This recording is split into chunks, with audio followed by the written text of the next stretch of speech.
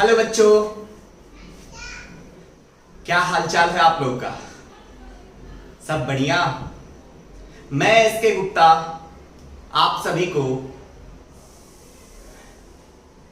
इस SOS and achievers academy के YouTube channel पे वेलकम करता हूं। देखिए बच्चों, मैं स्टार्ट करता हूं ज्यादा टाइम पास नहीं करते हुए, मैं टॉपिक की तरफ आता हूं। अगर मैं बात करूं तो पिछली लेक्चर में मैंने आपके लिए एक प्यारा सा क्वेश्चन होमवर्क दिया था। मैंने बोला था आप खुद से ट्राई करिएगा। अगर आपसे वो क्वेश्चन हो गया होगा तो आप रियली एक अच्छे डायरेक्शन में जा रहे हो। अगर नहीं हुआ होगा तो भी टेंशन लेने की बात नहीं है, क्योंकि वो क्वेश्चन एक लेवल का था, अच्छा था क्वेश्चन, सही है। फिर भी मैंने आप लोग को बोला था कि आप क्वेश्चन खुद से ट्राई करिएगा। अगर आपसे वो क्वेश्चन हो जाता है इसका मतलब कि आप बहुत सही जा रहे हो, सही है। आपकी कॉन्फिडेंस बिल्डअप होती है। इतनी बात समझ आती है क्या आपको? अगर इतनी बात समझ आती है तो आप लोगों ने, आई होप सो कि आप लोगों ने ट्राई किया होगा। यहां पे आते हैं, अभी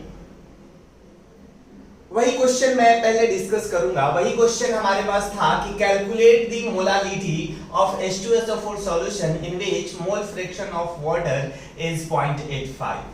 चलिए बच्चों डिस्कस कर लेते हैं। बहुत प्यारा कॉन्सेप्ट है, बहुत प्यारा कॉन्सेप्ट है। मोलालिटी कैलकुलेट सॉल्यूशन में करता हूं बच्चों, ध्यान से देखिएगा। इधर क्या करता हूं? सॉल्यूशन करता हूं। क्वेश्चन नंबर 1 का सॉल्यूशन मैं यहां पे करता हूं, सही है। स्टार्ट करें। देखो यहां पे हमारे पास क्या है, H2SO4 है। मोलालिटी कैलकुलेट करना है। उसके ऊपर से अपने को मोल फ्रैक्शन किसका दे रखा है? वाटर का दे रखा है। Mole fraction of water is 0.85। इसमें H2SO4 है तो हम यहां से मोल फ्रैक्शन ऑफ H2SO4 निकाल सकते हैं क्या? क्या आएगा बच्चों? 1 माइनस 0.85 इक्वल टू 0.15। ये कैसे हुआ? क्योंकि अपने को पता है कि मोल fraction of H2O plus mole fraction of H2SO4 की वैल्यू जो होने वाली है मिलकर 1 होने वाली है। ये मैं कॉन्सेप्ट आपको पहले ही बता चुका हूं बच्चों। इस पे ध्यान दीजिए। अब क्या करना है यार? अपने को निकालना है बच्चों मोलालिटी। क्या निकालना है? मोलालिटी का फॉर्मूला याद करो। मोलालिटी का formula moles of solute upon बताइए मास ऑफ सॉल्वेंट इन, बताइए, इन केजी। यही होता है बोलो। ये फॉर्मूला है। यानी कि मैं बोलूं क्या, ये भी तो बोल सकता हूं कि मोलालिटी हमारे लिए डेफिनेशन ये भी रिप्रेजेंट करता है कि number of moles of solute, बोलिए बच्चों, प्रेजेंट इन क्या कर सकते हैं बताइए? प्रेजेंट इन, बोलो 1000 ग्राम ऑफ सॉल्वेंट। अरे हाँ या ना, यही होता है डेफिनेशन। ये डेफिनेशन मैंने आपको पढ़ना सिखाया था। क्लियर है? अब यहाँ पे मोल फ्रैक्शन है। सपोज मैं मोल फ्रैक्शन H2SO4 का लिखता हूं तो क्या आएगा बच्चों? मोल ऑफ H2SO4 अपॉन क्या आएगा? मोल ऑफ H2SO4 प्लस ऑफ क्या आएगा बच्चों बताइए? मोल ऑफ वाटर आएगा। यही आएगा। अब हमारे पास वाटर का मास कितना है बच्चों? 1000 ग्राम है। तो यहां से मैं मोल ऑफ वाटर निकाल सकता हूं। क्या आएगा बच्चों? Mole of water 1000 divided by बोलो 18 इक्वल टू 55.5 मोल आ गया। सही है ना बच्चों? यहां पे मैं वैल्यू पुट कर देता हूं। इसकी वैल्यू कितनी है बच्चों बताइए? फटाफट बताइए इसकी वैल्यू कितनी है? Mole fraction of H2SO4 is 0.15 equal to mole of H2SO4, सही है ना? n से रिप्रेजेंट कर देते हैं इसको, फिर n अप प्लस 55.5। क्लियर है ना? यहां तक कहानी क्लियर है क्या? जब इसको मैं सॉल्व करूंगा तो 0.15n है ना, plus 0.15 into 55.5 equal to n आया। अरे बोलो बच्चों, आया नहीं आया? तो यहां से मैं क्या लिख सकता हूं बताइए? n इक्वल टू n, यानी कि 0.85n इक्वल टू हमारे पास 55.5 इंटू क्या आया बच्चों? 0.15 आया। तो n की वैल्यू बताइए? 55.5 इंटू 0.15 अपॉन 0.85। अरे बोलो हाँ या ना? इतनी बात समझ आती है? अरे बोलो समझ आती है क्या आप इसका कैलकुलेशन नहीं कर लोगे? फटाफट बताओ। पहले चेक करो आपको समझ आया क्या? समझ आया क्या बच्चों? आ गया ना? नहीं आया क्या? आया ना? पहले फटाफट इसका स्क्रीनशॉट लो, कैलकुलेशन तो आप कर ही लोगे, मैं उम्मीद करता हूं ऐसा, है ना? कैलकुलेशन तो आप कर ही लोगे। कैलकुलेशन करने के बाद बेसिकली 9.79 आता है डेटा। ये कितना आता है बच्चों? n की वैल्यू 9.794 आता है। n की वैल्यू मोल ऑफ H2SO4 इतना आता है। यही तो हमारे पास जो मोल आएगा H2SO4 का, क्योंकि पहले से ही हमने सॉल्वेंट कितना ले लिया है 1000 ग्राम, यानी जो मोल आएगा वही क्या होगा? मोलालिटी होगा। तो मोलालिटी क्या हो गया H2SO4 को? मोलालिटी क्या हो गया बताइए? मोलालिटी ऑफ H2SO4 क्या हो गया बताइए? बहुत ही अच्छा क्वेश्चन था। 9.794 मोलल स्मॉल n। अरे क्लियर है क्या बच्चों? क्लियर है क्या? पहला तरीका था, मैंने बोला था पिछली क्लास में आपको कि इसको दो तरीके से मैं बताऊंगा। कितने तरीके से बच्चों? बोलो बोलो, दो तरीके से। तो पहला तरीका क्लियर है क्या? पहला तरीका क्लियर है क्या? फटाफट छाप लो। मैं फिर से एक बार रिकैप कर दो इसको, क्या किया है मैंने। दोनों का मोल फ्रैक्शन था, एक का दिया था, दूसरे का हम निकाल सकते हैं, बहुत आसानी है, 1 में से माइनस कर दो। मोलालिटी का डेफिनेशन हमारे पास ये है कि number of moles of solute present in 1000 gram of solvent. तो हम मान लेते हैं 1000 ग्राम हमारे पास सॉल्वेंट था, तो मोल क्या आएगा? 55.5 मोल आएगा। तो मोल फ्रैक्शन का formula moles of H2SO4 upon moles of H2SO4 plus H2O। यहां से हमने सारी वैल्यू पुटअप की, n की जो वैल्यू निकाली वो मोल ऑफ H2SO4 आया। अच्छी बात क्या है कि जितना मोल H2SO4 का आएगा वही हमारे पास क्या हो जाएगी? यहाँ पे मोलालिटी हो जाएगी। बहुत बहुत इंपॉर्टेंट क्वेश्चन है, बहुत बहुत इंपॉर्टेंट क्वेश्चन है ये बच्चों। क्लास 11th में भी हमारे पास मिलता है, तो इसको आप देख लेंगे फटाफट। फटाफट देखेंगे बच्चों। हो गया क्या? अरे हो गया क्या? हो गया ना? तो आगे बढ़े, आगे बढ़ जाते हैं। चलिए आगे बढ़ जाते हैं बच्चों, आगे बढ़ ही जाते हैं। पहला मेथड हो गया, दूसरा मेथड देखते हैं। दूसरा मेथड इससे आसान है शायद। दूसरा मेथड एक बार चेक करते हैं, मजा आएगा आप लोग को दूसरे मेथड में। दूसरा मेथड क्या है कि हमारे पास मोल फ्रैक्शन क्या दिया था? मोल फ्रैक्शन ऑफ वाटर 0.85। अरे बोलो हाँ या ना? मोल फ्रैक्शन ऑफ H2SO4 तो हमने निकाल लिया ना, 0.15। क्लियर है? तो मोल फ्रैक्शन ऑफ H2O जो होता है, mole of H2O divided by, बोलो बोलो, n of H2O plus n of, बताओ बताओ, H2SO4, यही होता है। इसकी वैल्यू है 0.85, हाँ या ना? इसको इक्वेशन 1 मान लो। यहाँ पे देखो बच्चों, mole of H2SO, mole fraction of H2SO4 क्या लिखोगे बताइए? क्या लिखोगे बताइए ना बच्चों, बताइए तो। मोल ऑफ H2SO4 डिवाइडेड बाय, बताइए बच्चों, mole of water plus mole of H2SO4। अरे हाँ या ना? हाँ या ना? यही होगा क्या? अगर यही होगा तो फटाफट कमेंट में लिख के बताओ कि हाँ सर यही होगा। अरे हाँ या ना? लिख के बताए क्या बच्चों? लिख दिए ना? अब देखो n ऑफ H2SO4 की वैल्यू कितनी है? नहीं दिया है ना? इसकी हमारे पास देखो, इसका मोल फ्रैक्शन दिया है यानी 0.15। इक्वेशन 2 मान लो। 1 और 2 को डिवाइड कर दो, या 2 डिवाइडेड बाय 1 कर दो। 2 डिवाइडेड बाय 1, क्यों 2 डिवाइडेड बाय 1 किया आपको समझ आएगा, है ना? n of H2SO4 divided bye, इसको nt लिख देता हूं, total mole, divided by n of water divided by क्या है बच्चों? nt। तो ये और ये कैंसिल, और यहां से वैल्यू 0.15 डिवाइडेड बाय, बताइए, 0.85 आया। अब अपने पास देखो ये मोल्स आ गया। अगर मैं मोल्स वाटर का निकाल लूं तो हमारे पास बहुत आसानी से निकल जाएगा, यानी n of H2SO4 divided by n of water equal to क्या है बच्चों? 0.15 अपॉन 0.85। सही है? अब अपने पास पता है कि moles of solute upon mass of solvent in kg मिल जाए तो टेंशन ही नहीं है। तो टेंशन ही नहीं है। तो मास कितना है सॉल्वेंट का बताइए ना बच्चों? मास हम लोग कितना लेते हैं? 1 kg लेंगे ना यार। तो यहाँ पे n of H2SO4 divided bye 1 kg लोगे तो 1000 हो जाएगा। मोल निकालने के लिए 18 से ये कर दो तो 0.15 0.85। क्या n ऑफ H2SO4 नहीं निकाल लोगे? क्या n ऑफ H2SO4 नहीं निकाल लोगे बच्चों? 0.15 इनटू क्या होगा बच्चों? बताइए बताइए। 1000 डिवाइडेड बाय 0.85 इनटू 18 करोगे कैलकुलेशंस, वही आने वाला है 9.79 मोलल। क्लियर है क्या? अरे ये मोल आएगा, बट यही मोल हमारा क्या होगा बच्चों? मोलालिटी होगा। दो तरीका समझ आया? दोनों तरीका बहुत आसान था, दोनों तरीका बहुत ही सिंपल और क्या था बच्चों? आसान था। अब हम क्या करने वाले हैं, मैंने जो वादा किया था अब वो वादा निभाना पड़ेगा। क्या वादा किया था आपको याद है या नहीं है? याद है या नहीं है? मैंने बोला था कि आप लोगों को अगली क्लास में मैं बताने वाला हूँ relationship between molality and the molarity. इस पे क्वेश्चन अच्छा बनता है, इस पे क्वेश्चन अच्छा बनता है। 2 क्वेश्चन मैंने दिया है, 2 क्वेश्चन मैंने आपको दिया है, सही है। एक क्वेश्चन मैं आपको बताऊंगा और दूसरा क्वेश्चन आपके लिए क्या रहेगा, होमवर्क रहेगा, और उसका आंसर आ जाएगा तो फटाफट कमेंट में लिख के बताओगे, फटाफट कमेंट में लिख के बताओगे। इतनी बात समझ आती है क्या? क्योंकि इससे भी मेरा भी मनोबल तो बढ़ेगा कि हाँ बच्चे कर रहे हैं, मेरा भी मनोबल बच्चों बढ़ेगा कि आप लोग कर रहे हो। नहीं तो मेरे को ऐसा लग रहा है मैं टाइम पास कर रहा हूँ, मैं टाइम पास कर रहा हूँ। ऐसा चाहिए क्या? ऐसा चाहिए क्या? बिल्कुल नहीं बच्चों, आप लोगों को थोड़ी सी एफर्ट दिखानी है। सिर्फ लिखना ही तो है, सिर्फ लिखना ही तो है। और मैंने पिछली क्लास में बताया था ना, कहीं भी नहीं लिखना है बच्चों, कहीं भी नहीं लिखना है। बात समझ में आती है ना? कमेंट में लिखना है। देखो आते हैं सेकंड क्वेश्चन की तरफ। ये छाप लिया होगा, या पहले आप खुद से भी ट्राई कर सकते हो बच्चों, खुद से भी आप ट्राई कर सकते हो। चाहो तो वीडियो पॉज करो और ट्राई करो, चाहो तो वीडियो पॉज करो और ट्राई करो। कर लिया? चलो देखो इधर आते हैं।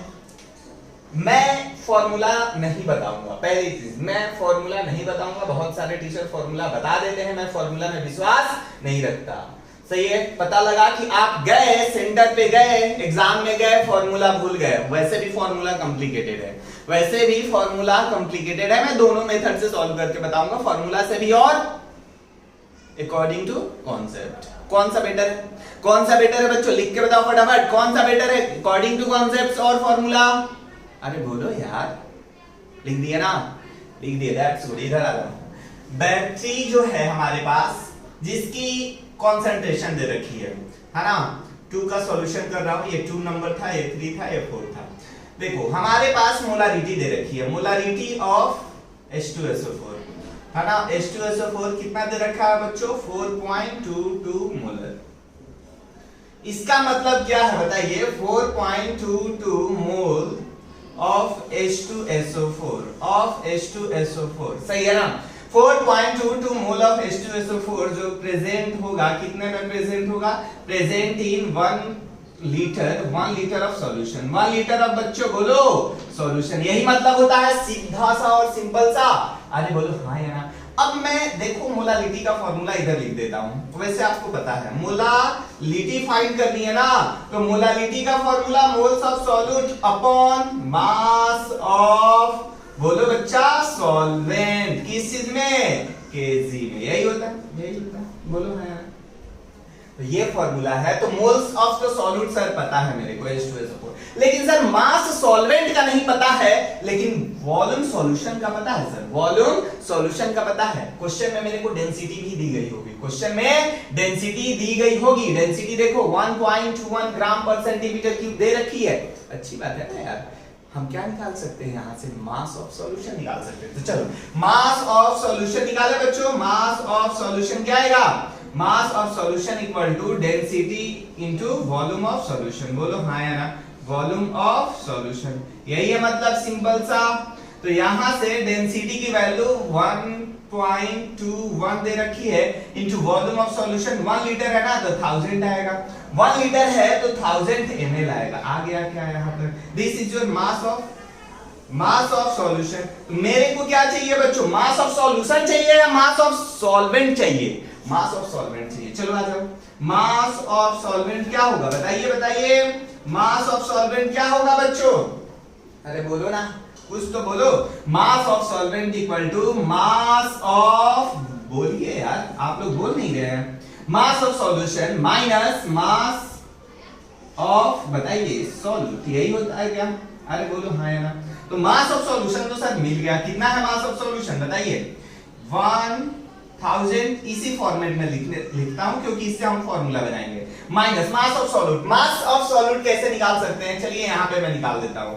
मास ऑफ सॉल्यूट क्या आएगा बच्चों बताइए? मास ऑफ सॉल्यूट क्या आएगा? Mole into molar mass, mole into molar mass. तो मोल कितना है? 4.22 इंटू, बताइए मोलर मास क्या है?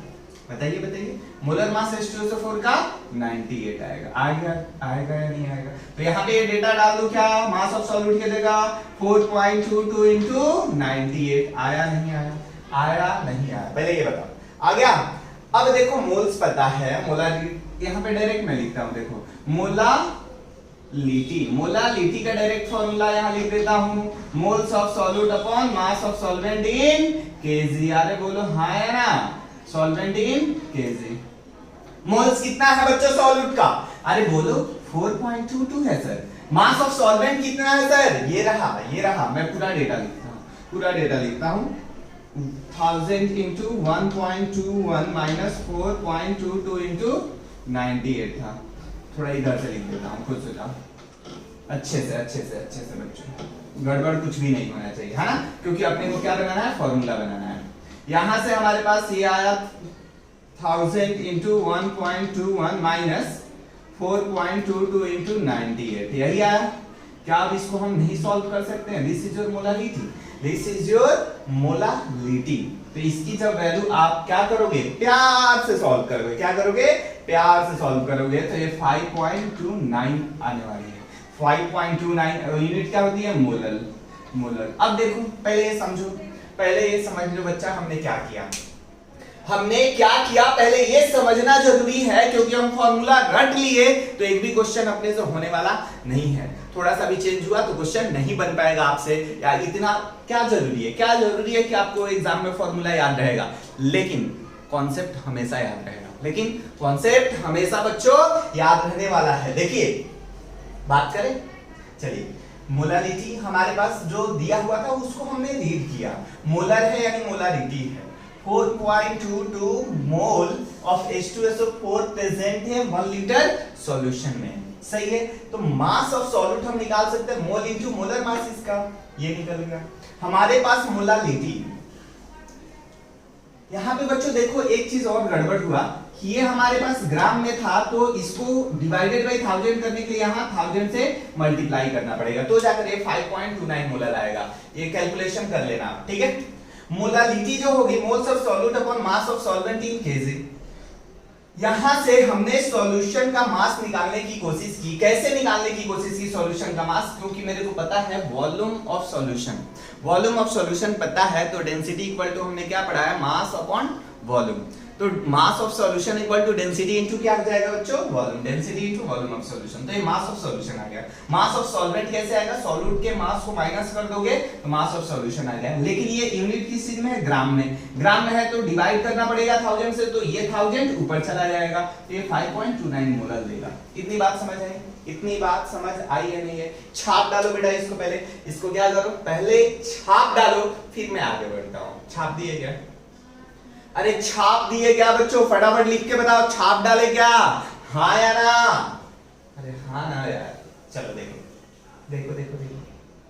इसको समझते हैं। अब हमारे पास क्या है, बहुत सिंपल सा है, इसका फॉर्मूला बनाते हैं। फॉर्मूला में डालेंगे आंसर आएगा। देखो इसको रफ कर देता हूं, देखो, क्योंकि मैं फॉर्मूला लिख सकूं, सही है। मोलालिटी देखो, मोलालिटी का फॉर्मूला क्या है, यहाँ पे ये जो डेटा है क्या है, जो मोलालिटी गिवन था वही है, तो यहाँ लिखता हूं मोलालिटी इनटू क्या है बच्चों, 1000 है ना, 1000 है, डिवाइडेड बाय क्या है, यहाँ 1000 है, ये 1000 है, इनटू क्या है, डेंसिटी, तो डी लिख दूं, 1000 डी, सही है। डेंसिटी तो है 1.21, क्या था, डेंसिटी था या नहीं था। माइनस क्या है बच्चों, 4.22, यानी 1 सेकेंड क्या आया, मोलारिटी आया नहीं आया। इनटू क्या है बताइए, इनटू क्या आया, मोलर मास ऑफ सॉल्यूट। बात समझ में आया नहीं आया, मोलर मास ऑफ सॉल्यूट आएगा। क्लियर है क्या? तो ये फॉर्मूला या तो हम रट ले, नहीं तो ये कॉन्सेप्ट को सीख ले। इस फॉर्मूला आप वैल्यू डालो आंसर पाओ, तो मैं नहीं चाहता बच्चों कि आप क्या करो, फॉर्मूला को रटो। मैं नहीं चाहता, बिल्कुल नहीं चाहता कि आप फॉर्मूला को रट लो और आंसर ला लो। आपको कॉन्सेप्ट आना चाहिए। अगर फॉर्मूला भूल गए तो फॉर्मूला हम इजीली डिराइव कर सकते हैं। कोई इसमें बहुत बड़ी हमने रॉकेट साइंस नहीं यूज की, बिल्कुल नहीं यूज की है। आया नहीं आया, कत्तई जहर है या नहीं है, कत्तई जहर है या नहीं है बच्चों, लिख के बताओ कत्तई जहर है या नहीं है ना। चलिए फटाफट छाप डालिए इसको, छाप डाले क्या, अरे छाप डाले क्या, छाप डाले बच्चों तो आगे भी तो बढ़ लेते हैं ना, आगे भी बढ़ लेते हैं। चलिए आगे भी बढ़ लेते हैं। हमारे पास क्या है, अगला है डेंसिटी ऑफ, ये क्वेश्चन तो आप खुद से करोगे, तो हो गया 3 खुद से करोगे। चौथा क्वेश्चन एक बार आपको ट्राई करना चाहिए, मेरे हिसाब से एक बार वीडियो आप पॉज करोगे और ट्राई करोगे, है ना, वीडियो आप पॉज करोगे, ट्राई करोगे, क्लियर है। उसके बाद मैं इसको सॉल्व कराता हूं, जल्दी करो बच्चों, जल्दी करो। उम्मीद करता हूं आपने ट्राई कर लिया होगा, उम्मीद करता हूं आपने ट्राई कर लिया होगा। एक मिनट से ज्यादा का ये क्वेश्चन था नहीं, 1 मिनट से ज्यादा का ये क्वेश्चन वैसे भी नहीं था। अरे बोलो हाँ या ना। इसका आंसर मैं बता दूं बच्चों, 7.69 मोलल आता है, मोलल स्मॉल m, क्लियर है, चेक कर लेना। देखो क्वेश्चन क्या है, 2 मोलल एक्वस सॉल्यूशन है, पता नहीं कौन सा सॉल्यूट है, नहीं मालूम, सही है। इसको रीड करते हैं,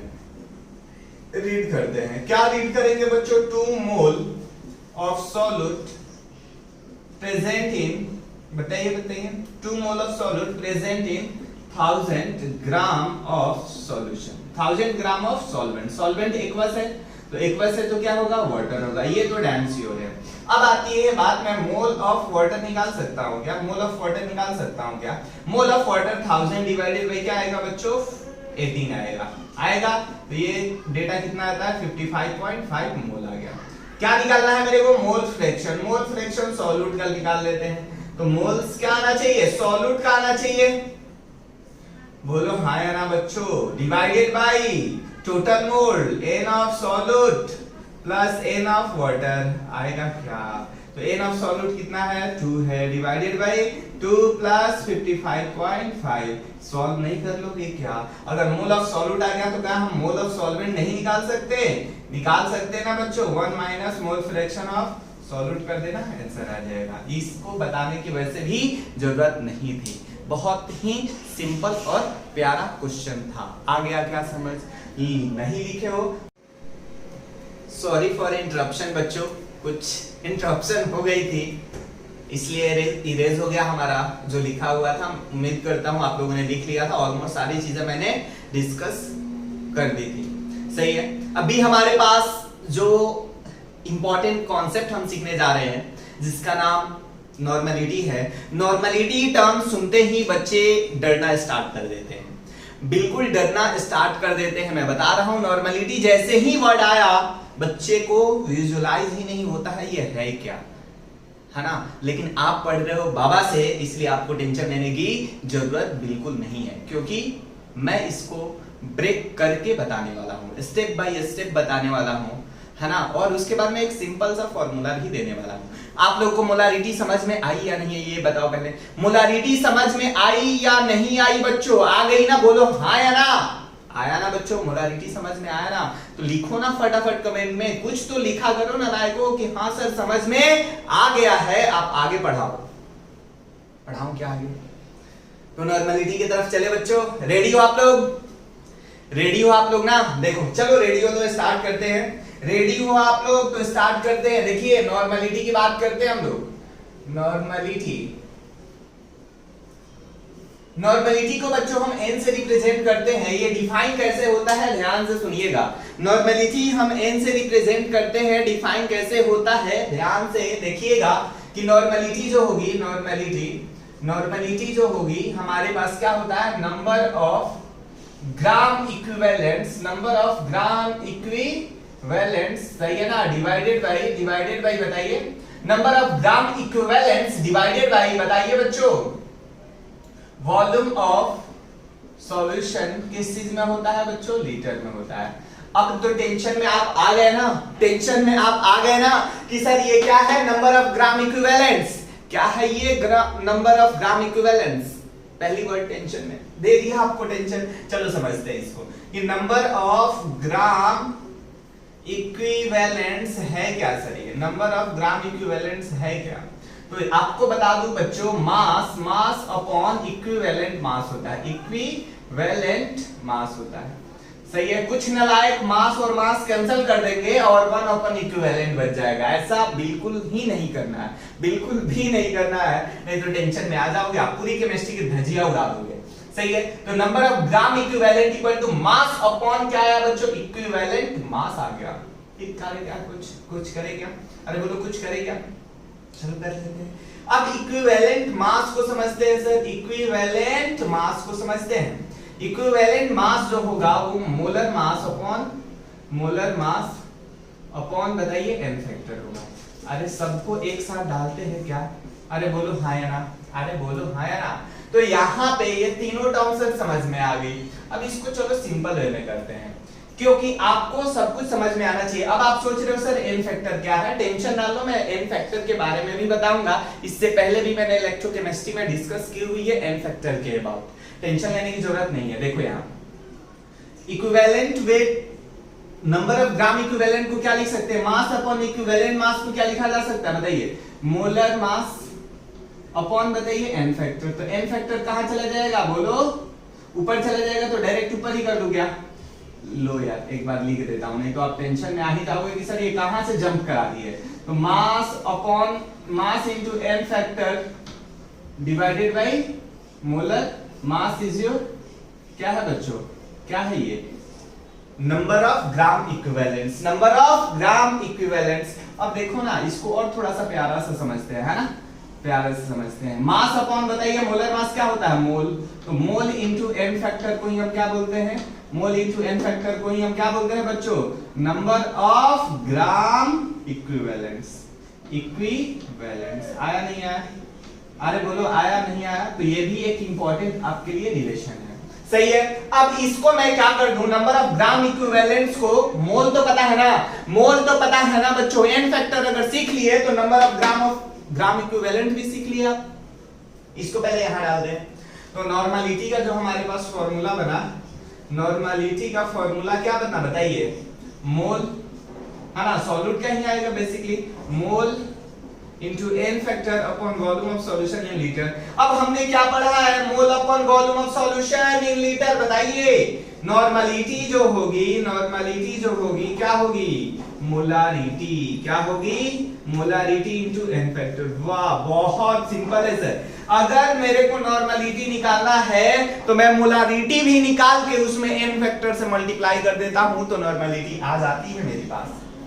सिर्फ क्या सीखना है, क्या सीखना है अपने को, n फैक्टर। देखो कितना जहर और कितना सिंपल है, कितना जहर और कितना सिंपल पॉइंट है बच्चों। अगर आपको नॉर्मलिटी निकालनी है, फाइंड आउट करनी है, तो आपको मोलारिटी इनटू क्या करना होगा, मोलारिटी इनटू क्या करना होगा, n फैक्टर ही तो करना है।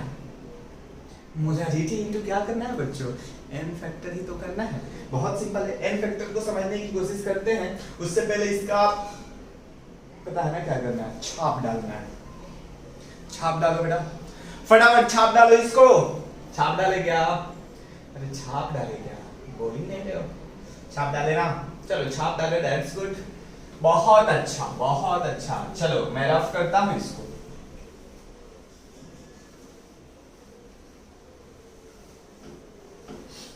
चलिए समझते हैं और भी चीजों को कि n फैक्टर है क्या। ट्राई करते हैं n फैक्टर को समझने के लिए। तो सबसे पहला केस हमारे के लिए आता है फॉर एसिड। किसके लिए आता है बच्चों, एसिड के लिए n फैक्टर क्या होगा। तो एसिड अगर मैं बात करूं तो for acid n factor equal to क्या हो जाएगा बच्चों, number of H plus ion के बराबर। सही है, इसी को हम क्या बोलते हैं, बेसिसिटी। यानी कि कोई भी एसिड कितना H प्लस डोनेट करता है, कोई भी एसिड कितना number of H plus donate करता है, उसको हम बेसिसिटी के तौर पे बोलते हैं कि वो उसकी बेसिसिटी है। सही है। तो सर बेस के लिए क्या होगा, बेस के लिए जस्ट रिवर्स होगा, बेस के लिए क्या होगा, एसिडिटी होगा। क्या होगा, एसिडिटी होगा। n फैक्टर इक्वल टू क्या है बताइए, number of H plus ion equal to क्या होगा, बेसिसिटी होगा। दैट्स गुड बेटा, समझते हैं। जैसे अपन लोग एग्जांपल ले लेते हैं H2SO4। H2SO4 को जब हमने ब्रेक किया तो क्या आया, 2H प्लस और SO4 2 माइनस। तो बताइए इसमें n फैक्टर क्या होगा, पहले n फैक्टर समझते हैं। n फैक्टर बताइए 2, बेसिसिटी भी क्या होगी, यही तो बेसिसिटी होगी बच्चों, कितना H प्लस डोनेट हुआ वही इसकी बेसिसिटी होगी। अरे हाँ या ना, अरे हाँ या ना बच्चों बोलो। HCl ले लो, HCl ले लो, क्या होगा H प्लस और Cl माइनस। n फैक्टर बताइए, n फैक्टर बताइए यार, n फैक्टर क्या होगा 1, बेसिसिटी भी 1 होगी, लिखने की जरूरत नहीं है। HNO3 बोलो, HNO3 ब्रेक करो, H प्लस और NO3 माइनस। n फैक्टर बताओ बच्चों, n फैक्टर बताओ, 1 होगा। सही है। अब आते हैं मजेदार तरीके से, यानी कि यहां पे आपको एक कॉमन चीज दिखाई दे रही है कि सर जितना H प्लस है, सॉरी जितना नंबर ऑफ हाइड्रोजन है इधर एसिड में, उतना ही n फैक्टर है और उतनी ही बेसिसिटी है या नहीं? दिखाई दे रहा है क्या? दिखाई दे रहा है ना? दिखाई दे रहा है तो अच्छी बात है। देखो अभी हम आगे कुछ और बात कर लेते हैं, जैसे H3PO4 की बात करते हैं। H3PO4, H3PO3 और H3PO2। सर यहां पे 3 दिखाई दे रहा है, 3H प्लस और PO4 3 minus, basicity n factor बताओ सर 3। वाह शाबाश बेटा, आप सही सोच रहे हो, सही सोच रहे हो। सर यहां भी 3 तोड़ दो ना, सर यहां भी 3 तोड़ दो ना, ऐसे लिख दो 3H प्लस और PO3 3 माइनस। ये बिल्कुल गलत है, बिल्कुल गलत है, सरासर गलत है ये। सर ऐसा क्या हो गया, ऐसा क्या हो गया, ऐसा क्या होगा? मैं आपको बता दूं, ये दोनों एक्सेप्शन होते हैं। क्या होते हैं? एक्सेप्शन होते हैं। क्यों एक्सेप्शन होते हैं? थोड़ी देर बाद बताता हूं, थोड़ी देर बाद बताता हूं, ध्यान से सुनिएगा। मैं एक्सप्लेनेशन दूंगा इसका एक्सेप्शन का, कि आपको ज्यादा टाइम तक याद रह जाए। देखो ये क्या होता है, 2H प्लस और बोलो बोलो HPO3 माइनस 2। सही है। अब आती है बात, यहां पे क्या होगा, H प्लस और H2PO3 माइनस। क्लियर है ना? यानी कि यहां n फैक्टर बहुत इंपॉर्टेंट है बच्चों, मैं आपको बता दूं बहुत ही ज्यादा इंपॉर्टेंट है। कम से कम ये नीट और जेई में 3 से 4 बार पूछा जा चुका है। ये दोनों एक्सेप्शन है और बच्चे इसको भूल जाते हैं, इसके लिए मैं अब आप एक्सेप्शन को भूल जाओ। सही है ना? कॉन्सेप्ट पे ध्यान दो, आ जाओ कॉन्सेप्ट पे। एक्सेप्शन क्यों, पता नहीं लोग क्यों एक्सेप्शन बोल देते हैं इसको, मेरे को तो समझ नहीं आता कि एक्सेप्शन क्यों है। ध्यान से देखिए, मैं 3 स्ट्रक्चर ड्रॉ करता हूं, 3 स्ट्रक्चर, ये तीनों को एक साथ याद रखना बच्चों, इन तीनों को एक साथ याद रखना हमेशा। P double bond O, P double bond O, P double bond O। सही है ना? 3 हमने बना दिया तीनों के लिए, P double bond O, P double bond O, P double bond O। इसमें कितना हाइड्रोजन बच गया और कितना ऑक्सीजन बच गया? एक ऑक्सीजन यूज कर लिया, 3 ऑक्सीजन और 3 हाइड्रोजन, तो एक ऑक्सीजन के साथ एक हाइड्रोजन, एक ऑक्सीजन के साथ एक हाइड्रोजन। बताओ H3PO4 का ये स्ट्रक्चर है। H3PO2 बताओ कितना ऑक्सीजन बचा है? 2 ऑक्सीजन बचा है ना, तो 2 ऑक्सीजन के साथ 2 हाइड्रोजन, तो एक हाइड्रोजन बच गया, तो एक P के साथ आएगा। सही है। यहां पे बताओ कितना ऑक्सीजन बचा है? एक, तो एक OH आएगा, बोलो H और H। तो अब आपको बता दूं कि वही H यहां ब्रेक डाउन होता है जो मोर इलेक्ट्रोनेगेटिव एटम के साथ कनेक्टेड होता है, वही H यहां ब्रेक होगा जो मोर ईएन एटम के साथ कनेक्टेड होता है। यहां मोर ईएन एटम कौन है? ऑक्सीजन। तो ये तीनों के तीनों H प्लस ब्रेक डाउन हो जाते हैं और क्या बनाते हैं? O minus, O minus, O minus और 3H प्लस। यहां पे बताइए, यहां पे इसलिए इसकी n फैक्टर क्या होती है? n फैक्टर क्या होती है बच्चों? 3 होती है। यहां पे n फैक्टर 2 क्यों हो रही है? यहां पे n फैक्टर 2 क्यों हो रही है? अब आपको समझ आ गया होगा, चमक गया होगा कि सर यहां पे ये सिर्फ 2 ही हाइड्रोजन ऐसा है जो O से कनेक्टेड है, फास्फोरस मोर ईएन एटम में नहीं आता सर। तो यहाँ पे O minus sir, O minus, और ये वाला H जो है ना बेटा, ये वाला H तो जाएगा ही नहीं, ये H ब्रेक होगा ही नहीं, इसलिए इसकी n फैक्टर क्या होगा? n फैक्टर क्या होगा बताइए? n फैक्टर 2 होगा। देखो ये H लिखा है ना मैंने, HPO3 2 माइनस, यहाँ देखो 2 माइनस है। अब यहाँ तो अब चमक गया होगा ना सर, 1 ही होगा। क्यों 1 होगा? क्योंकि एक ही तो H है ऐसा, एक ही तो H है ऐसा जो ब्रेक डाउन हम कर सकते हैं। ये दोनों H तो ब्रेक डाउन होने से रहा बच्चों, ये दोनों H ब्रेक डाउन होगा ही नहीं। ये बात समझ आ गई ना? तो ये एक्सेप्शन को एक्सप्लेन करने के लिए आपको स्ट्रक्चर थोड़ी बहुत आइडिया होना चाहिए। पहले एक पहला पार्ट छापो, n फैक्टर की कहानी को छाप डाले क्या? अरे छाप डाले क्या बच्चों? छाप डाले ना, फटाफट स्क्रीनशॉट ले लो। जिन लोगों ने नहीं छापा स्क्रीनशॉट ले लो इसका। ले लिया ना? ले लिया ना? अब हम बात करते हैं थोड़ा सा कि n फैक्टर एसिड के लिए हो गया, वैसे ही n फैक्टर किसके लिए हम बात करेंगे? n फैक्टर किसके लिए बात करेंगे? बेस के लिए। चलिए बात कर लेते हैं। डोंट वरी बच्चों, बहुत अच्छे से समझ रहे हैं हम चीजों को, बहुत अच्छे से और डीपली समझ रहे हैं। n फैक्टर फॉर किसके लिए? फॉर बेस की बात करते हैं। तो बेस के लिए क्या होगा? Number of OH minus ion. n factor किसके बराबर होगा, number of OH minus ions, ये इसके हमारे क्या होगी, एसिडिटी होगी। बात समझ में आया। जैसे एग्जांपल ले लो NaOH, NaOH को जब हम ब्रेक करते हैं तो N प्लस OH माइनस, तो n फैक्टर बताइए, n फैक्टर बताइए 1 आया, आ गया ना। वैसे ही मैं एक एग्जांपल ले लूं, वैसे ही एक एग्जांपल ले लूं MgOH होल ट्वाइस, बोलो बोलो Mg प्लस 2 और 2OH माइनस, n फैक्टर इसका 2 आएगा और बेसिसिटी क्या आएगी, सॉरी एसिडिटी क्या आएगी, 2 आएगी। क्लियर है क्या? अरे बोलो हाँ या ना, हाँ या ना, हाँ या ना। अब हम बात करते हैं, एक और एग्जांपल ले लेते हैं, अमोनियम हाइड्रोक्साइड, ब्रेक करो NH4 प्लस और OH माइनस, सही है। n factor sir 1, n factor 1, clear है। अब हम सॉल्ट के लिए बात करते हैं, for salt n factor for salt, salt के लिए n फैक्टर क्या होगा, सॉल्ट के लिए n फैक्टर, अब देखो मैं कॉमन बताता हूँ, कॉमन मेथड बताता हूँ, एसिडिटी बेसिसिटी अगर भूल भी गए तो टेंशन लेने की जरूरत नहीं है। n फैक्टर में जनरल फॉर्म बता रहा हूँ, n factor equal to mod of, यानी कि total positive charge, total positive charge है ना, और टोटल निगेटिव चार्ज, दोनों में से कोई एक देख लो, आपका आंसर आ जाएगा। निगेटिव चार्ज ले रहे हो तो मॉड लोगे, पॉजिटिव चार्ज लोगे तो मॉड लेने की वैसे भी जरूरत नहीं पड़ेगी, सही है। मॉड पता है ना बच्चों, निगेटिव चीज को भी क्या बनाता है, वो पॉजिटिव बना देता है।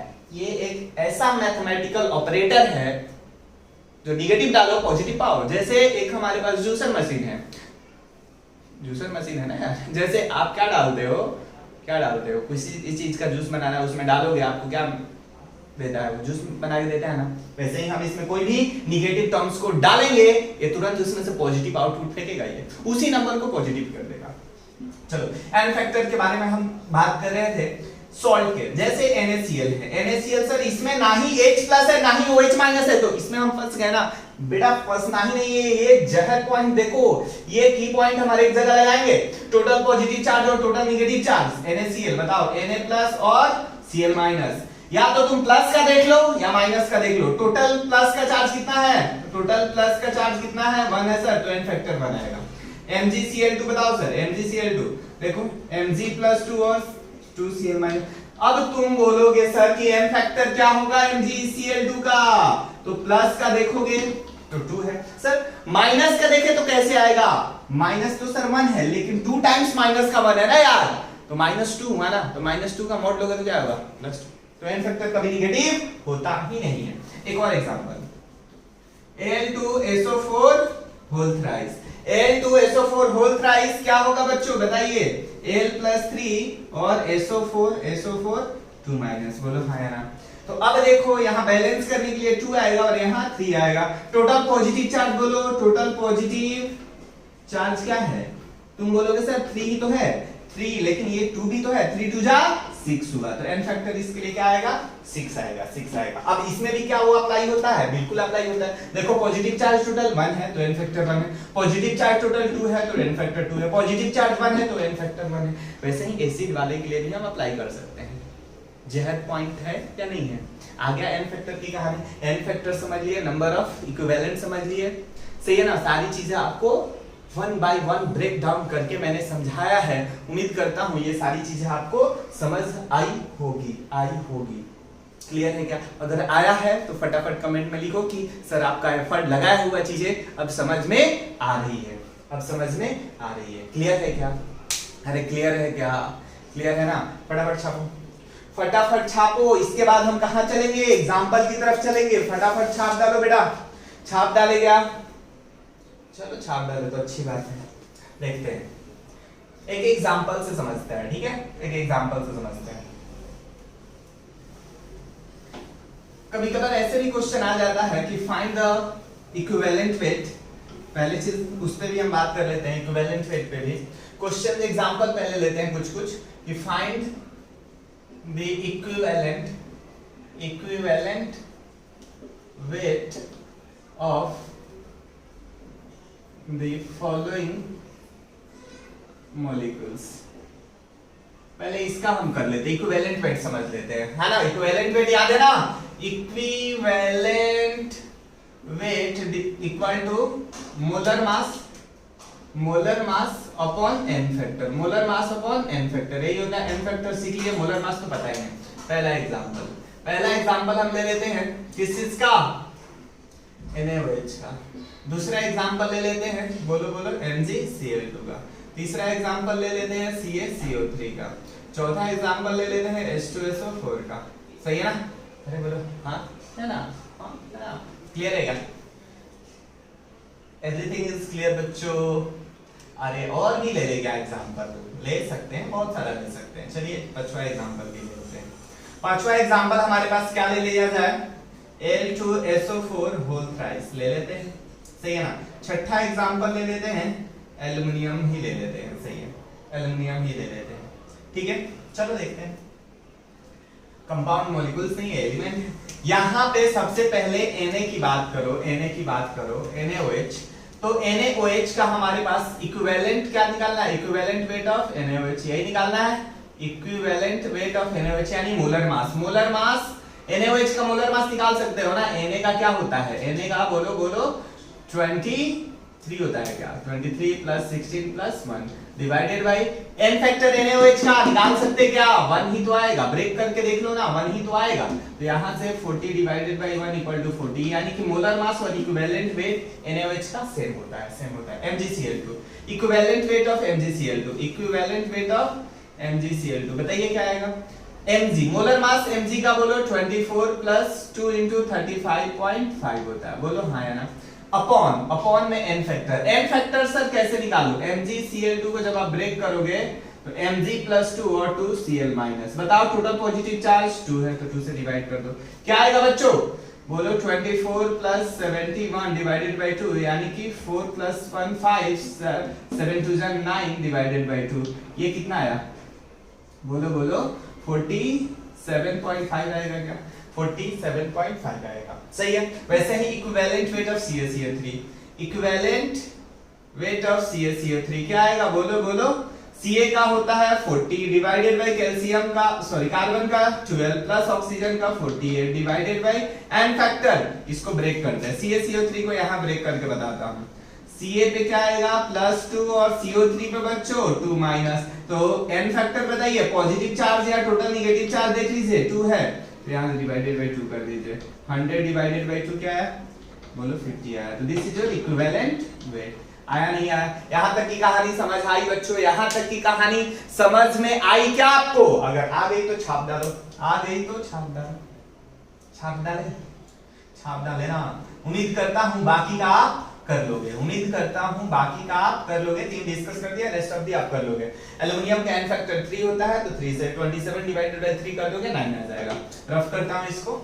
अब हम आते हैं क्वेश्चन पे, बहुत प्यारा सा क्वेश्चन पे आते हैं, बहुत सिंपल सा क्वेश्चन पे आते हैं। ठीक है, चलिए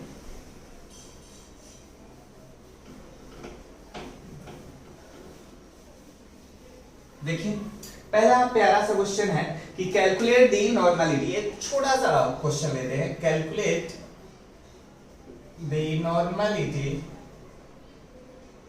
normality of 0.4 gram NaOH solution, NaOH in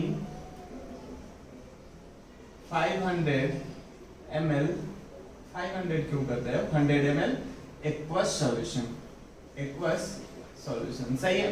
तो सबसे पहला चीज आपको समझ आना चाहिए कि नॉर्मलिटी का फॉर्मूला लिख लो, तो नॉर्मलिटी इक्वल टू क्या हमने बोला था कि आप डायरेक्ट जो ब्रेक डाउन वाला फॉर्म है वो भी लिख सकते हो, या नंबर ऑफ बोलो ग्राम इक्विवेलेंट, दो तरीका बता रहा हूं। Number of gram equivalent upon बताइए number of gram equivalent divided by क्या लिख दूं मैं, ऐसा क्या लिखूं, volume of solution in litre. अरे बोलो हाँ यार, इसी चीज को मैं ब्रेक डाउन करके लिखूं तो क्या आया था, बोलो नंबर ऑफ ग्राम क्या आया था, मास अपॉन, अरे बोलो मास अपॉन इक्विवेलेंट मास, है ना, इनटू बोलो volume of solution in litre. क्या इक्विवेलेंट मास आप नहीं लिख सकते हो? क्या इक्विवेलेंट मास NaOH का नहीं निकाल सकते? अभी तो बताया था आपको, मास कितना दे रखा है 0.4, इक्विवेलेंट मास NaOH का 40 ही आएगा, वॉल्यूम सॉल्यूशन का 100 दे रखा था, इनटू यहाँ क्या कर दोगे 1000। बोलो, क्योंकि ये लीटर में कन्वर्ट करने के लिए 1000 से डिवाइड करना पड़ेगा तो ऊपर जाएगा, 0 से 0 कैंसिल, 10 से 10 कैंसिल, यानी कि ये बेसिकली वैल्यू कितनी आती है बताइए 0.1 नॉर्मल। यूनिट क्या होगी 0.1 normal. This is your normality. अरे बोलो हाँ है ना, हाँ है ना। यहाँ तक कहानी समझ आई क्या?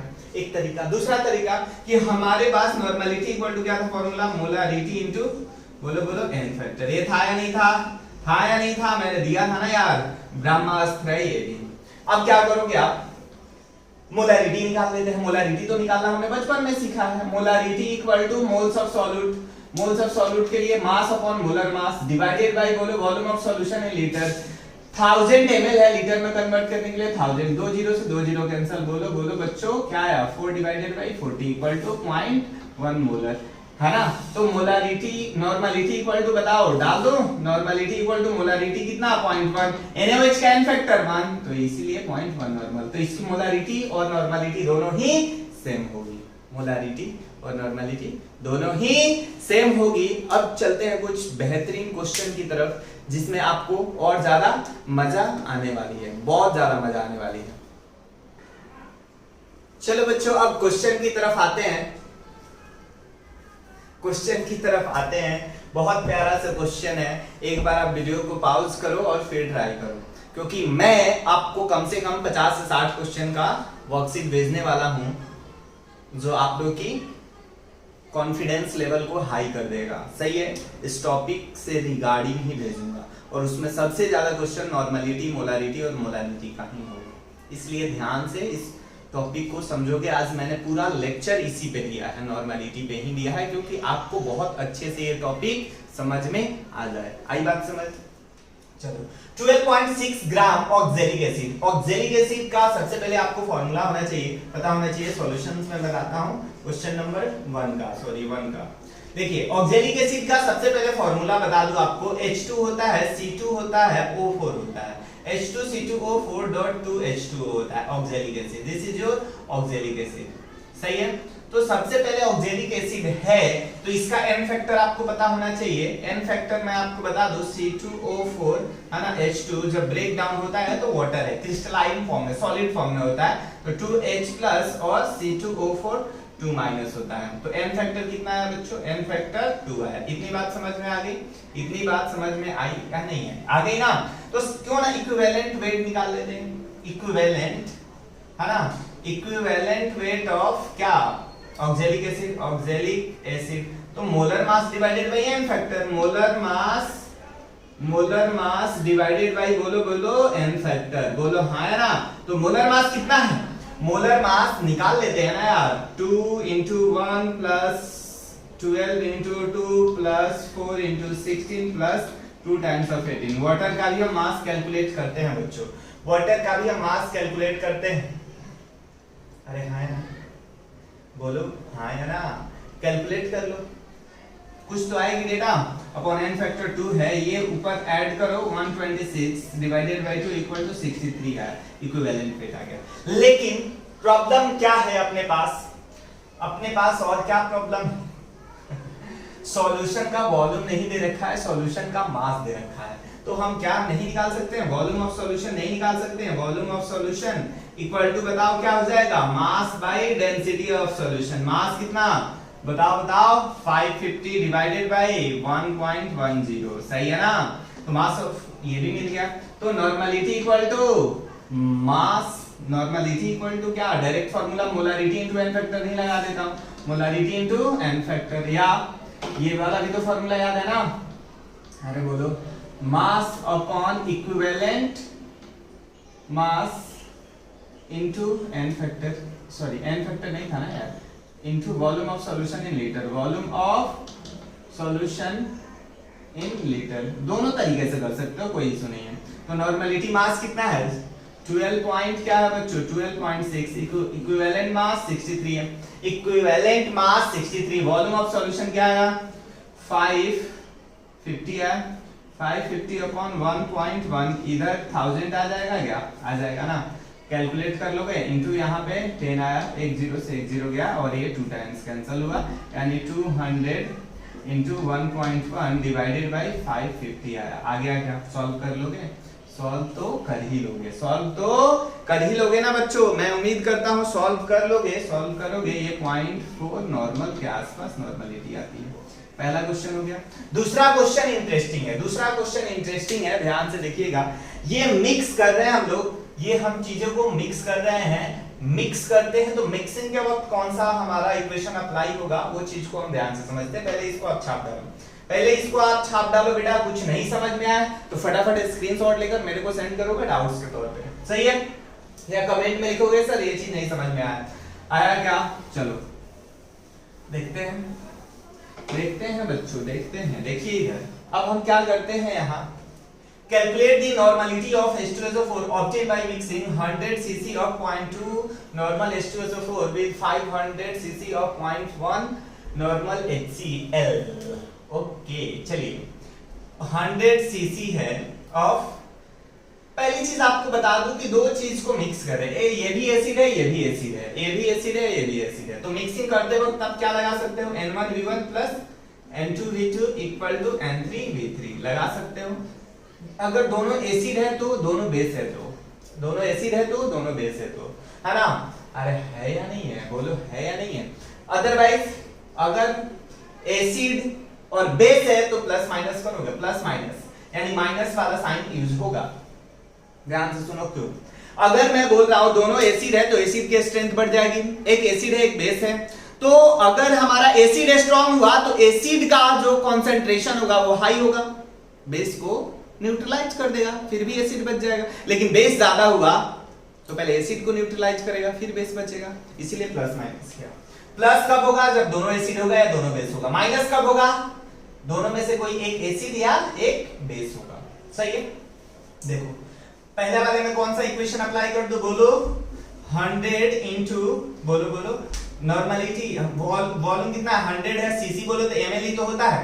नॉर्मलिटी कितना है बच्चों? 0.2 है, 0.2 है। प्लस क्यों प्लस किया? क्योंकि दोनों एसिड है। 50 इंटू बोलो बोलो 0.1 हुआ क्या?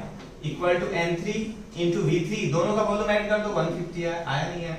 ये हमारे पास मल्टीप्लाई करो, क्या आया? 20 आया, 20 और ये क्या आया? 5 आया, इक्वल टू N3 इंटू 150 आ गया क्या? N3 इक्वल टू क्या आया बच्चों? 25 अपॉन 150 आ गया, नहीं आया? 150 इक्वल टू इसको जब सॉल्व करेंगे तो 1/6 नॉर्मल आ गया, 1/6 नॉर्मल। तो पहला वाला आंसर बहुत सिंपल है, पहला वाला आंसर बहुत सिंपल है।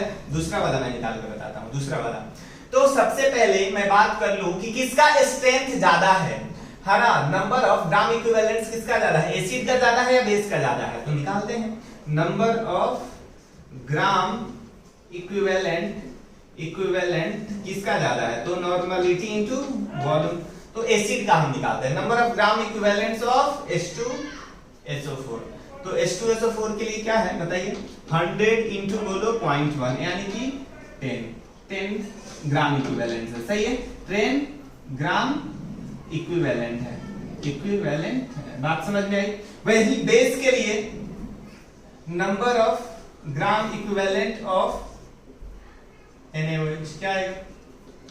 नॉर्मलिटी N2 इंटू V2, बताओ बताओ क्या होगा? बोलो तो 0.2 इंटू 100 कर दो, तो ये कितना है? 20 ग्राम इक्विवेलेंट्स। अब जो ज्यादा होगा उसको ना छोटे में से माइनस करोगे, जो छोटा होगा उसको आप माइनस करोगे बड़े में से, यही मतलब है। तो 20 माइनस नेट हमारे पास एसिड बचेगा या बेस? नेट तो बेस बचेगा क्योंकि बेस का अमाउंट ज्यादा है। तो यहाँ पे आप क्या करोगे? 20 माइनस, यानी हमने यहाँ पे क्या अप्लाई करना था? N2V2 minus N1V1 equal to N3V3, बोलो हाँ या ना? तो N2 हमारे पास N2V2 कितना है? 20 माइनस 10 इक्वल टू N3V3, बताओ वॉल्यूम तो ऐड ही होगा ना? वॉल्यूम तो ऐड ही होगा ना बच्चों? दोनों का वॉल्यूम कितना है? 100 ml, 100 200 हो जाएगा, बोलो हाँ या ना? तो N3 इक्वल टू क्या है? 10 अपॉन 200 आ गया क्या? बोलो 0 से 0 cancel, 1/20 equal to 0.05 normal. Clear है क्या? सी पार्ट आप खुद से ट्राई करोगे, सी पार्ट बच्चों आप क्या करोगे? इसका खुद से ट्राई करोगे। पहले ये आप क्या कर लो? छाप डालो। इतनी कहानी आपको समझ में आती है क्या? इतनी कहानी समझ आती है क्या? क्लियर है? अरे क्लियर है क्या? चलो बच्चों, एक छोटी सी टॉपिक जो आपको पता है, टाइट्रेशन। ये बेसिकली यहाँ पे पढ़ाने की चीज नहीं थी, मैं फिर भी पढ़ा रहा हूँ। ये बेसिकली आपको लैब में कराई जाती है। अरे कराई जाती है, नहीं कराई जाती है लैब में। पहला ही टॉपिक आपका टाइट्रेशन होता है। लैब में जाके आप इधर उधर मिक्स करते रहते, तो पता नहीं सर क्या मिक्स करते हैं, समझ तो आता नहीं है, बस कलर आता है तो चेहरे पे एक अलग ही खुशी होती है, अलग ही मुस्कान होती है। सही है नहीं है? एक बार कलर आ गया तो बस देखकर एक खुशी आती है कि हाँ अब तो कुछ हमने किया, आकर कुछ तो किया केमिस्ट्री लैब में, है नहीं है? तो बेसिकली आप करते क्या हो, टाइट्रेशन करते हो। उसको क्या बोलते हैं? उसको टाइट्रेशन बोलते हैं। टाइट्रेशन में आप करते क्या हो मैं वो बताता हूँ, ध्यान से सुनोगे। शायद आपने कभी गौर किया है या नहीं किया, किया होगा तो अच्छी बात है, नहीं किया हो तो भी ध्यान से सुनो मेरी बात को। क्या बात है यहाँ? टाइट्रेशन में हम क्या करते हैं कि एक हमारे पास सॉल्यूशन होती है नॉन, उसकी नॉर्मलिटी या मोलारिटी पता होती है। एक सॉल्यूशन होती है नॉन जिसकी नॉर्मलिटी या मोलारिटी पता होती है। दूसरी जो सॉल्यूशन होती है अननोन, उसकी नॉर्मलिटी और मोलारिटी नहीं पता होती है।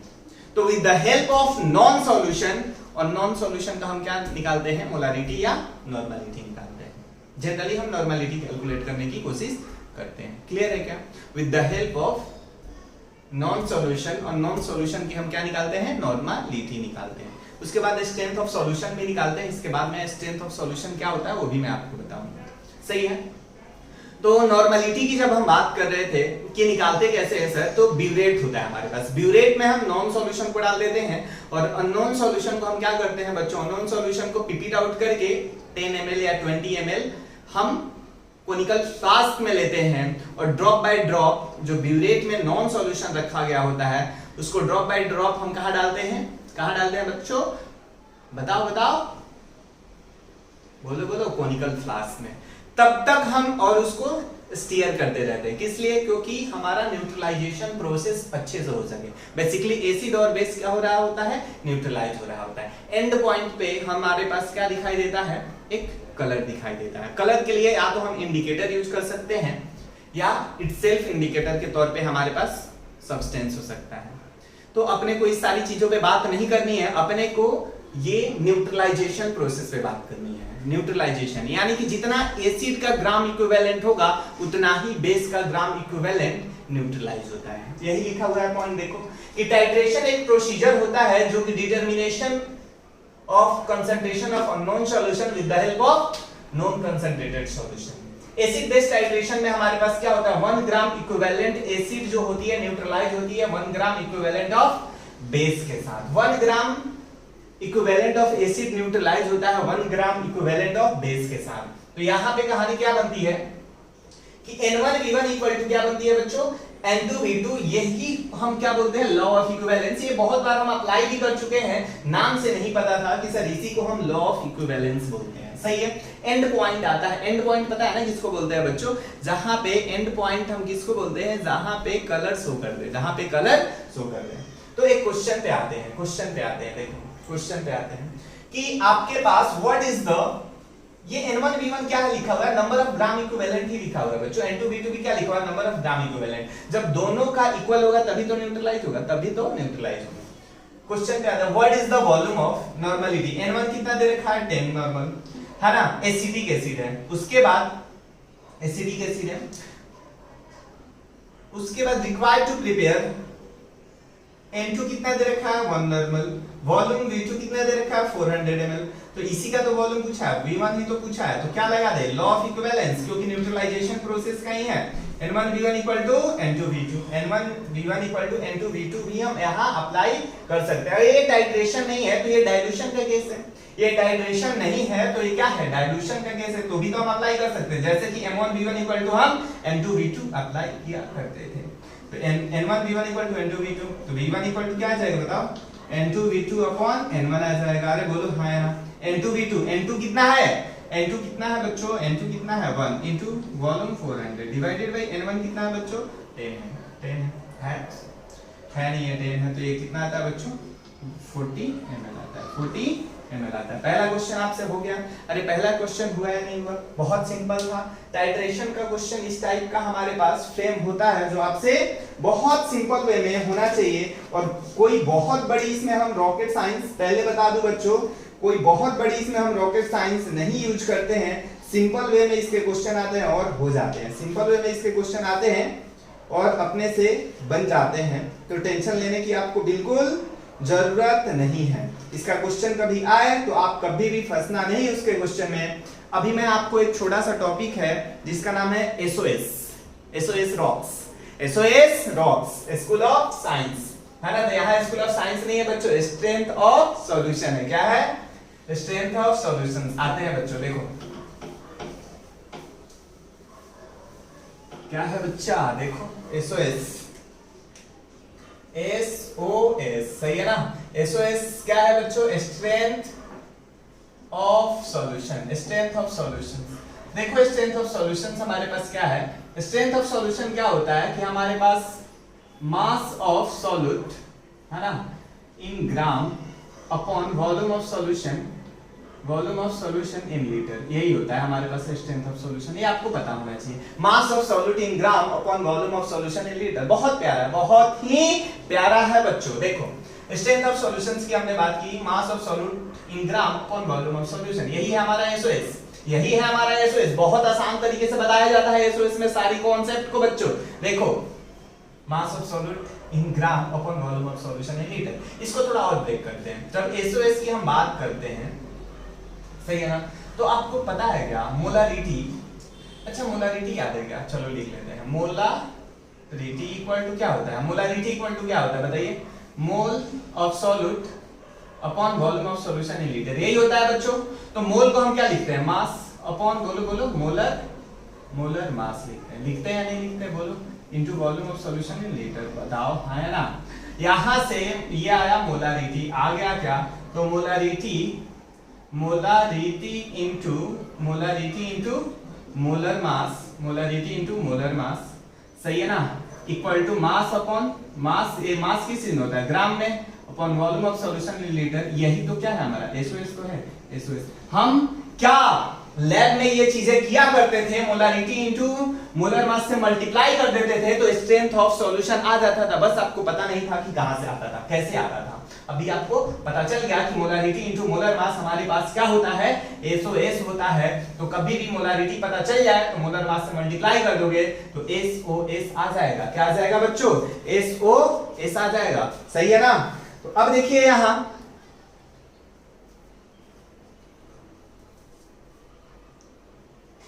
बच्चों, यहां ध्यान से देखिए। अभी आप क्या करना है, हमारे पास स्ट्रेंथ ऑफ सॉल्यूशन में हमने निकाल दिया है कि मोलारिटी इनटू क्या करना होता है? मोलर मास करना होता है।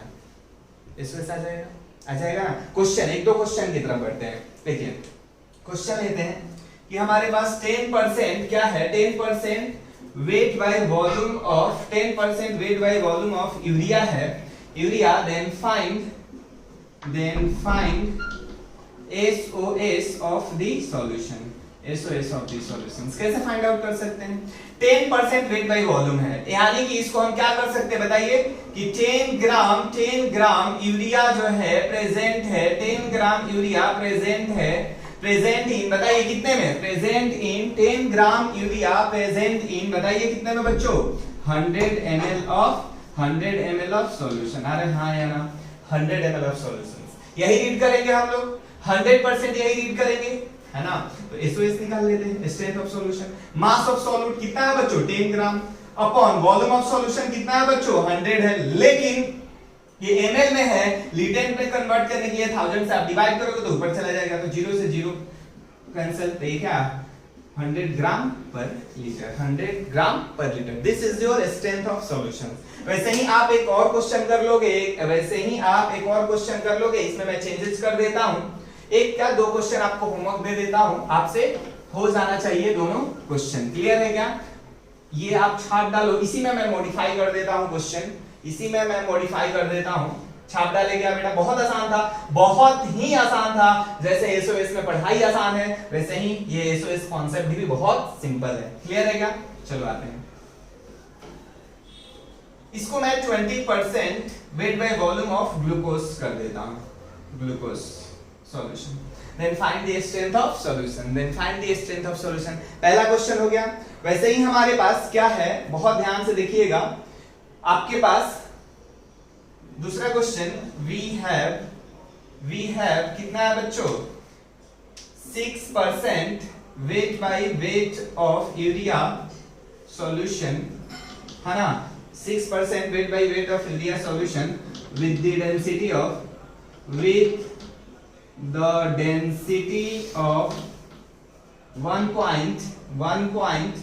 कितना है बच्चों, 0.6 ग्राम पर ml, है ना, then calculate, then find S4S strength of the solution। ये दो क्वेश्चन आपके लिए क्या है, होमवर्क है, आपको सॉल्व करके मेरे को रिपोर्ट करनी है। क्लियर है क्या? आज के लिए बच्चों हम इतना ही रखेंगे। आपको और बता दूं कि इसके रिगार्डिंग आपके पास कम से कम 50 से 60 क्वेश्चन होगा ही होगा, तो आपको करना ही करना है। आपके पास कोई भी ऑप्शन अवेलेबल नहीं है, आपको बिल्कुल करना ही करना है। क्लियर है क्या? और उसको एक दिन के अंदर करना है, एक दिन के अंदर करना है। अभी तक हमारा मेन सॉल्यूशन चैप्टर चल ही नहीं रहा है, ये तो क्लास हम 11th को रिवाइज कर रहे हैं। क्लियर है क्या? अगली क्लास से हमारा मेन सॉल्यूशन स्टार्ट होने वाला है। मेन सॉल्यूशन हमारा अगली क्लास से स्टार्ट होने वाला है, तो उससे पहले आप सारी चीजों को क्या कर लोगे, कवर कर लोगे, और इसका वर्कशीट को आप क्या करोगे, कंप्लीट करोगे। सही है ना? आज के लिए इतना ही, मिलते हैं अगली क्लास में नई एनर्जी एंड नई टॉपिक के साथ। थैंक यू बच्चों।